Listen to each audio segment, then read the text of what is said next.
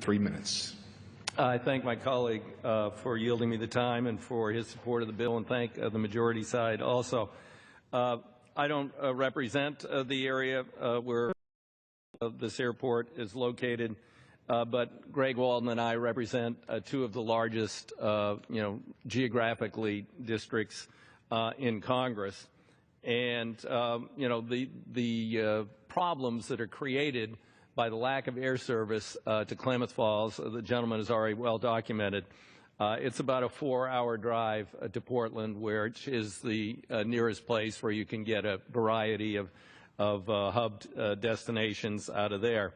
And flying a plane into the Portland metropolitan area, twin engine, fairly heavy plane, with no screening and no security defies common sense. Now, unfortunately, I was principal after 9/11 with John Mica in creating TSA, and there are days when we have concerns or regrets, and this is certainly one of them. It was not our intent to create an agency who could dictate who could and couldn't have air service. That is not within TSA's scope of jurisdiction. This is outrageous that they would try and deny this. They're saying, and they're, remember TSA, you can't lobby Congress, but I hear they've been lobbying in some phone calls saying this will cost $50 million, it'll take away service from your airport, which is why the committee said they can't take away. No, these are going to be part-time screeners. Klamath Falls has even offered to hire private screeners. TSA says no. TSA is giving away equipment, surplusing equipment that's still perfectly functional for an airport like Klamath Falls, so there's no cost involved there. So at worst, they're going to have a few part-time screeners and surplus. They're going to have to move the surplus equipment there and plug it back in. This isn't going to cost millions of dollars.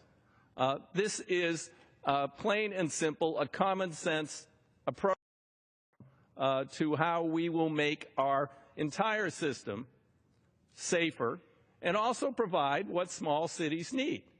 Airports are a critical factor in economic development and recruitment for small cities across the western U.S. And when you have a willing partner, a growing airline, Penn Air, who has signed a commitment to come back in and provide service, as they do to some communities in my district, then it's not the place of the TSA to say, oh, no, hold it up, sorry, can't do that.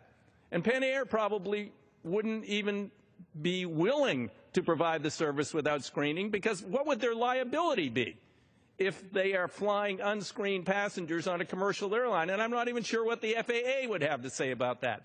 So this is absolutely outrageous, and it's just absurd that Congress has to step in and act to rectify this misguided step by the TSA. But by passing this bill, we will. And I recommend this bill to my colleagues on both sides of the aisle. With that, I yield back the balance of my time.